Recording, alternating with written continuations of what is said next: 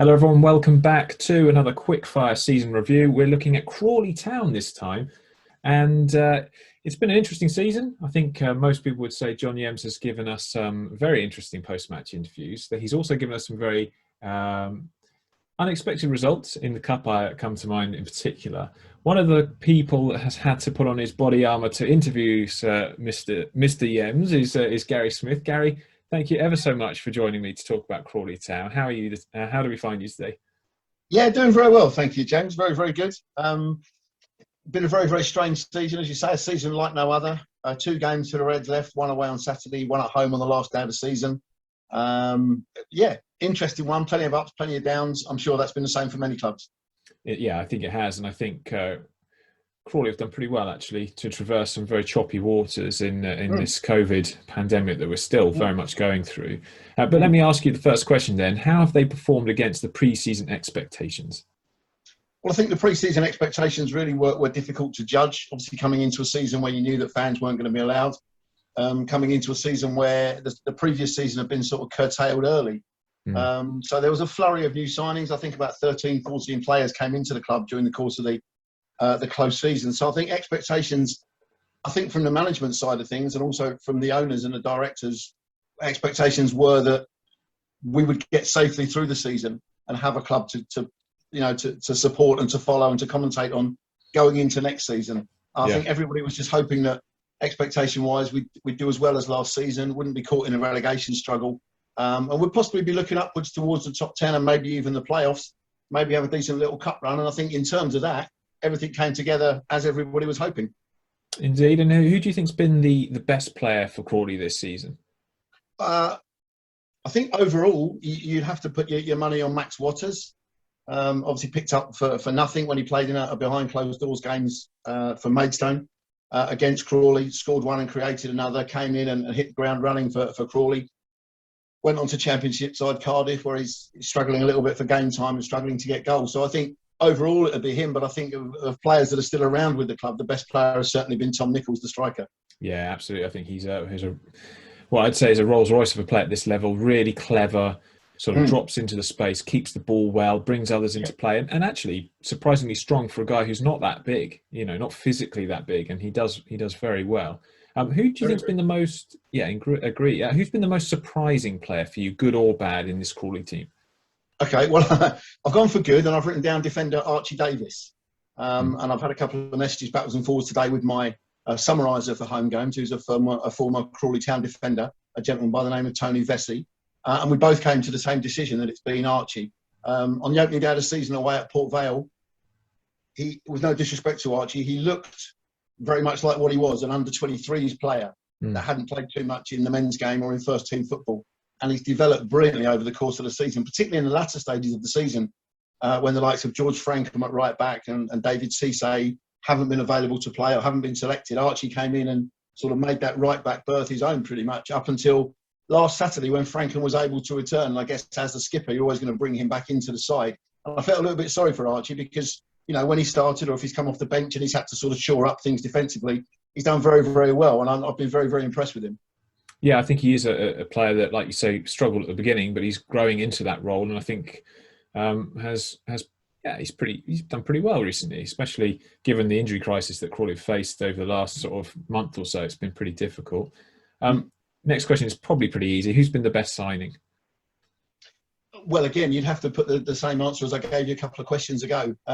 Max Waters coming in for nothing and then being sold for the best part of £1 million. But again, if you're going to look at players that are still with the club, took up the captaincy for a few games as well, you'd have to hang your hat on Tom Nichols again. Yeah, absolutely. I mean, the Waters business in this global pandemic, in this time of financial uncertainty, it was a stroke of genius actually, or luck, depending on how you look at it. But I mean, they picked him up, they gave him his chance, he took it with both hands, and that is some pretty impressive business so far. It really was in a time where you couldn't get fans into the ground to sort of help the finances of the club or anything like that. Then being able to do that and seeing him play, and you could just see the talent that was there right from the word go. Saw him first in an EFL trophy game.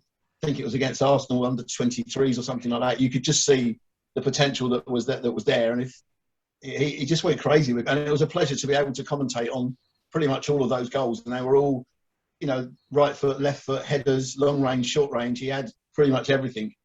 Yeah, and it's outstanding talent. Strange that Doncaster let him go. I mean, they must be kicking themselves, I suppose. Yeah. But what a pickup for Crawley. Yeah, absolutely. I just hope that he can get a couple of goals for Cardiff and get himself off and running. Maybe, prove some. I think the sad thing for Max was that it was Neil Harris that signed him for Cardiff, and then Neil Harris lost his job sort of within 48 hours of Max signing. Mick McCarthy hasn't really selected him a great deal into the first team. He's been on the bench, hasn't really got a great deal of game time. Hopefully over the summer he can prove his worth and get a run into next season. Indeed, or maybe he can go on loan to a team who need a striker in League One. There's plenty of them looking. So, or League Two. yeah, indeed. Who's been the most impressive opposition player you've seen this season? Well, I'm only casting my mind back sort of to a recent game when Oldham came down on Easter Monday. I'm going to pick out a player called Dylan Bahambula, who is a Congolese international. You get bonus points for that. Yeah, and they won 4-1 on Easter Monday, Oldham, at Crawley, and he absolutely ran the show all over the place. Got a deserved goal in stoppage time, but he was just everywhere. And I think he'd missed 2 or 3 games because of being on international duty before coming back for that game. And goodness me, he ran Crawley all over the place. And I'm sure he did the same because Oldham, seemingly at the same time, coincidentally, went on an amazing run of about 4 or 5 straight victories. Obviously, there was that bit of a new manager bounce with Keith Curl going there. But with him coming back into the side, they just seem to explode and sort of pull themselves well away from the relegation places. Yeah, he's a top talent. And if they can keep hold of him this summer, I'd be amazed. But they're a great player. Most impressive opposition as a whole that you've seen? I actually thought that when Carlisle United came to Crawley earlier in the season and won by 3-0, I think they were first or second in the table at the time. I actually thought that if there are 3 teams that finish above them in the table, there would be 3 very, very good sides because Carlisle were brilliant on the day. Absolutely blew Crawley away. My other option, I mean, obviously they fell a little bit after that, but they pulled themselves back together, still within touching distance of the playoffs, I think, themselves, and they'll be kicking themselves that they couldn't keep their momentum going. But I think I'd also have to give points to Cambridge United as well. Crawley won the game down at the People's Pension early on, I think it was in the season, sort of October time, by 2-1. But you could see that Cambridge were a very, very good side. And I think that's shown now and paid dividends by the fact that I think they only need a victory tomorrow night to secure promotion into League One. So I'd split it between Carlisle and Cambridge. Yeah, I feel a bit sorry for Carlisle with the pandemic hitting them pretty hard. They missed like 10 games were postponed. I think that's probably the reason they lost the momentum that you saw in that early game. And 20-odd players, I think, that went down with a positive COVID test as well. When Crawley went there and I was able to go back to away games at the end of March, that was the first place that I had to go, of all places, Carlisle United.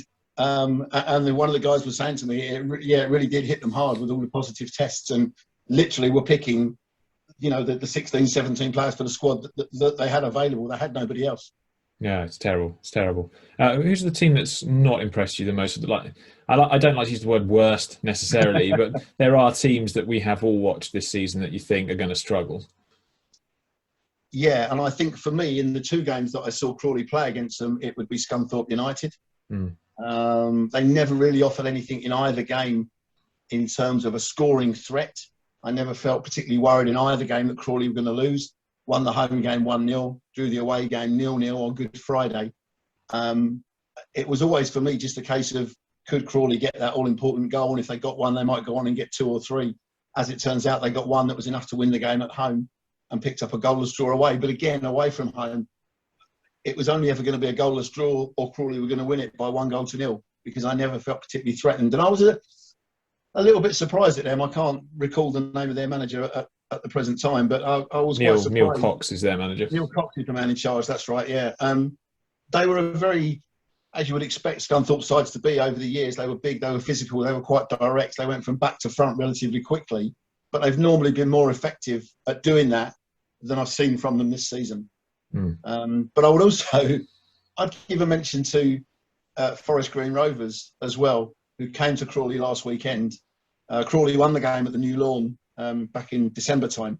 Forest Green came last week, and again, they were a side where I thought in their position in the league, sort of within the playoffs as they were at the time, created plenty of chances, but I never really felt threatened that they were going to run away with the game. No, they've been very disappointing recently. Yeah. You know, obviously they can score goals, or else they wouldn't be sitting around the playoff places. But I think they lost on Tuesday night as well, didn't they? Home to Barrow, Yeah, without 2-0. scoring a goal as well. So I think they've now dropped out of the playoff places. So maybe the shyness in front of goal is now coming back to bite them on the backside. I believe so. Yeah, they've struggled. Jamil Matt being injured hasn't helped them either, which is a No, massive blow. that's very true. Very true. Which formation that you've seen Crawley play this season do you think suits them best? 4-4-2, without any shadow of a doubt. They've tinkered around with it and gone to away matches and played one man up front and tried to pack the midfield, or they've played, you know, a 3-5-2 or a 5-3-2 or a 4-3-3 or whatever it may be. But I think a 4-4-2, which we reverted back to in the away game at Southend, I think it was a couple of weeks ago. I think it's a formation where every player knows their job, every player is comfortable with what's expected of them. And it seems a silly thing to say something like every player knows exactly where on the pitch they're expected to be, as it were. I think sometimes when you get that, you're playing as a wing back. Well, am I supposed to be back there then at this stage of the game? Or am I supposed to be forward? And you haven't always got the players with the physical ability to get up and down as much as they need to in that position. So I think 4-4-2 just suits everybody, really. Everybody knows where they are. Everybody knows what's expected of them. Yeah, no, I think that's a fair comment. I think that is something that I probably agree with, actually. What's been the worst moment of the season as a Crawley Town fan? For me, the inability to travel to away games that I wasn't able to do from Christmas time through until the end of March. I love going to an away game, particularly love going if it's a ground that I haven't been to before. So that was disappointing. And I think any of the fans would say that it was their inability to travel for the whole season, really. I think game-wise, the disappointment for me, harking back to what we talked about a couple of minutes ago, was the 4-1 defeat at home to Oldham. You know, that's the biggest number of goals that any Crawley side have shipped in under John since he took over.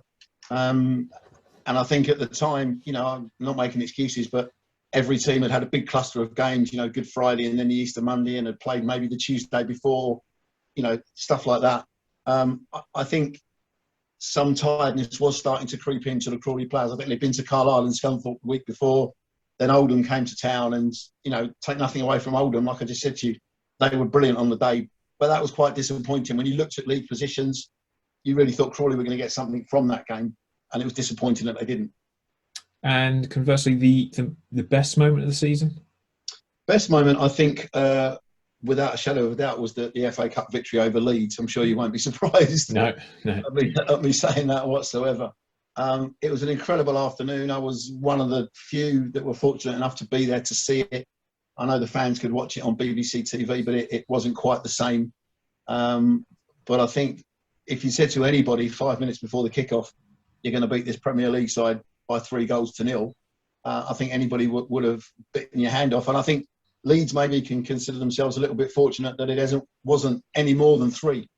Yeah, I think if you'd said that before kickoff, yeah, you know, it wasn't 3 lucky goals, as it were. They really tore into Leeds in the second half, and when they got that first goal, you could just see that Crawley were going to go on and win the game. So for me, to be able to be there and to call it, and, you know, just see an upset like that was just fantastic. I'd also have to give, I think, an honourable mention to the incredible game in the first round of the Cup that was 6-5 down in Torquay. I was going to say that must be pretty close.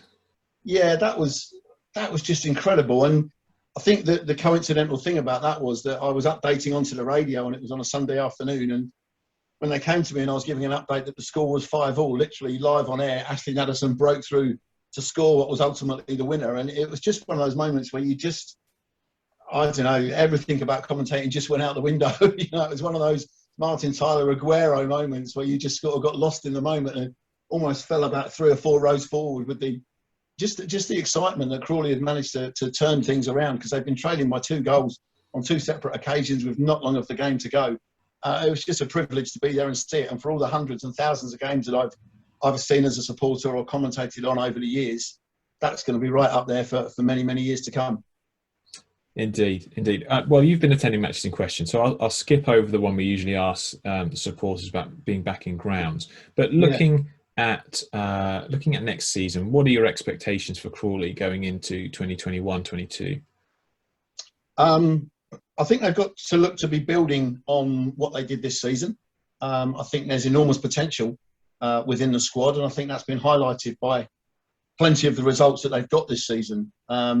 Against the sides who currently sit in the top 7 or 8, Crawley haven't lost at home to any of those sides. You know, beat Cambridge, beat Cheltenham, beat Morecambe, beat Tranmere, drew with Newport, drew with Forest Green. Bolton still to come, strangely, on the last day of the season. So I think they know that the potential is there to build, and I think they've seriously got to be looking at a top 10 spot next season, pushing towards that top 7 and into the playoffs. Indeed. And finally, sum up the season in 3 words without swearing. I'd have to say, for Crawley, they've been totally, consistently inconsistent. Brilliant. Yeah, I think that's a fair summary. Gary, I really appreciate your time today. Welcome. It's been lovely to catch up with you about all things Crawley Town. I hope the listeners or the watchers have enjoyed tuning into this. We'll be bringing out several more of these over the coming weeks, I would imagine. And as seasons wind down, I'll be trying to get in touch with people from lots of different clubs to give me their opinions. But thank you for watching. If you could like this video, subscribe to the channel, it would be great. And we'll see you soon for another video. Thank you.